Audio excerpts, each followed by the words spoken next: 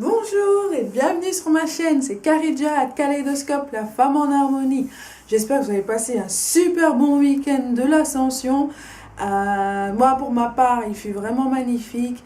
Le fait de savoir que rien n'est perdu et qu'il y a encore de l'espoir dans ce monde qui va à volo, qui part à volo, qui part en vrille. Voilà, j'espère que vous savez de quoi je parle, de cette ascension et quelle est la fête de l'ascension réellement, parce qu'au fur et à mesure on perd la valeur de chaque fête chrétienne, d'ailleurs on veut les zapper même, voilà. Parenthèse faite, aujourd'hui je souhaiterais continuer de parler de l'allaitement. Donc il y a eu l'intro, la première vidéo c'était une intro, la deuxième vidéo c'était sein versus biberon. Et aujourd'hui, je souhaiterais te parler de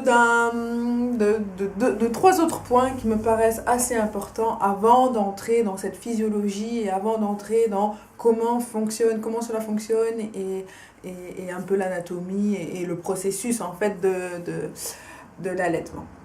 Alors, j'ai souvent trois questions récurrentes, donc je vais vous les donner et je vais vous en donner les réponses évidemment pour pouvoir t'aider dans ta démarche et dans ta recherche et dans ton allaitement si tu es en train d'allaiter. Donc souvent la première question que j'ai c'est comment savoir quand bébé a faim? Et à cette première question, je vais essayer de répondre succinctement. Donc tout simplement pour savoir comment bébé a faim, il faut l'observer. Et pour l'observer, il faut l'avoir quand même assez régulièrement à côté de toi, sous la main, j'ai envie de dire, ou en écharpe, ou quoi. Donc j'ai envie de préciser une chose, c'est qu'un bébé ne pleure pas parce qu'il a faim, il pleure parce qu'il est frustré de ne pas avoir reçu de réponse à ses signes, à sa demande. Donc les premiers jours après l'accouchement, c'est une phase d'adaptation, j'ai envie de dire les premières semaines, il faut compter 6 semaines pour pouvoir s'adapter, pour pouvoir comprendre ce que bébé veut, pour pouvoir analyser et comprendre que tout tourne non plus autour de toi, mais autour de bébé. D'accord? Vous étiez un couple avant, vous étiez une famille avant, mais ce nouvel invité, donc ce nouvel enfant, tout va tourner autour de lui. Donc les parents qui veulent se dire et qui se disent oui, il faut que bébé prenne notre rythme de famille, machin, patati, détrompez-vous et vous risquez vraiment de tomber de haut. Donc, quand savoir quand bébé a faim, il faut l'observer.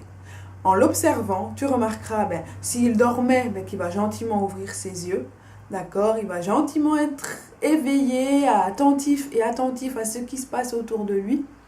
Il va commencer peut-être à jouer avec sa bouche, d'accord? Et si tu appuies sur les 4 points cardinaux autour de sa lèvre, donc les zones sensibles à la stimulation et à l'allaitement, il va jouer, il va essayer de choper le doigt, de choper ton doigt.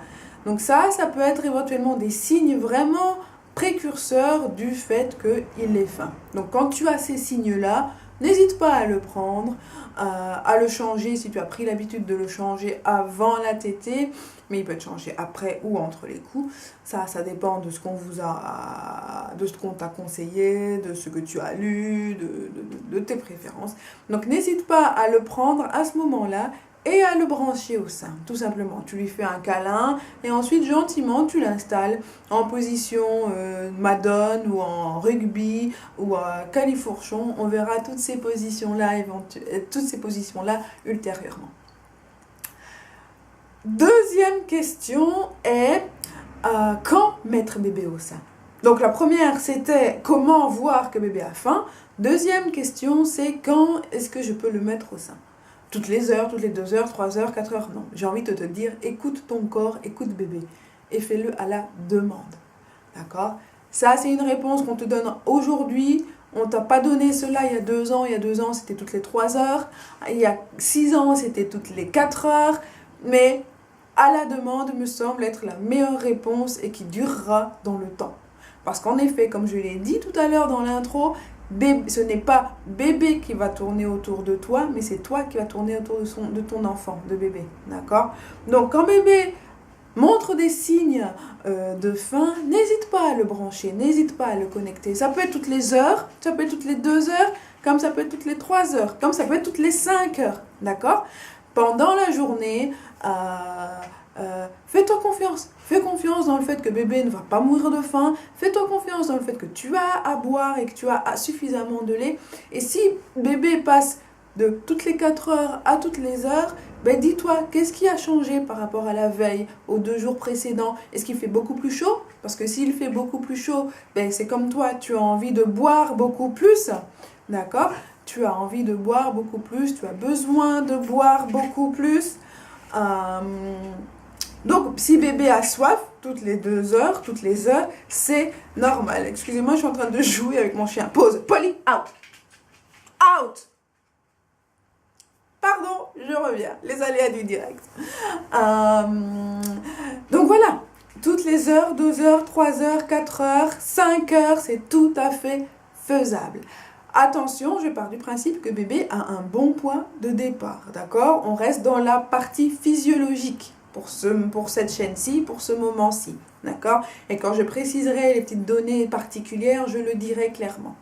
Donc, première question qui m'était souvent posée, c'est comment reconnaître les signes que bébé a faim? Deuxième question, c'est quand le nourrir? Quand le nourrir? Donc, à la demande est la seule réponse que j'ai envie de te donner, d'accord? Écoute-toi. Fais-toi confiance. Troisième question, j'ai souvent, mais je ne comprends pas, je viens d'allaiter bébé 20 minutes, il dormait, il s'est détaché, il s'est même détaché tout seul, je le couche et 20 minutes à une demi-heure, voire 40 minutes plus tard, il repleure. Est-ce que mon lait a un problème? Est-ce qu'il n'a pas bu assez? Ça, c'est la question. Et la réponse est, tu as ce dont bébé a besoin très certainement. Alors, ce principe-là et ce phénomène-là n'a rien à voir avec ton lait, ni avec toi. D'accord? C'est tout à fait lié à bébé proprement dit. Donc en effet, un enfant boit souvent en 2 temps. Ah, mais oui, c'est super important de savoir ça. Un bébé boit physiologiquement en 2 temps. C'est comme si toi, tu prenais ton repas principal, et puis 10 minutes, un quart d'heure, 20 minutes plus tard, tu passais au dessert. Et bien pour l'enfant, c'est pareil. Donc, tu vas le décrocher, il va se décrocher même tout seul. Tu as l'impression qu'il va s'endormir et qu'il est fatigué. Tu le couches et une demi-heure, 40 minutes plus tard, il recommence à faire son même cinéma de vouloir manger quelque chose. Mais à ce moment-là, tu le prends et tu le branches à ton autre sein. Donc si tu as fini d'un côté, tu vas recommencer de l'autre et tu vas lui donner la petite tétée de faim, le petit dessert à l'autre sein. Et ensuite, là, il va se redécrocher et normalement, il va dormir d'un sommeil de bébé. Donc, c'est tout à fait normal, d'accord? Ne te stresse pas par rapport au fait que bébé puisse boire éventuellement toutes 20 minutes après avoir eu une bonne tétée et avoir bien mangé. Donc, première question, comment est-ce que je reconnais bébé? Eh bien, tout simplement en l'observant. Deuxième question, quand le nourrir? Réponse à la demande. Troisième question, est-ce que c'est normal que bébé puisse redemander à boire 20, 30, 40 minutes après avoir tété correctement la première fois? Oui, c'est tout à fait normal. Voilà. Suite au prochain épisode, suite lors de la prochaine vidéo. Je te souhaite une belle journée. J'espère qu'il fait aussi beau chez toi que chez moi. Et je te dis à tout bientôt. Bye.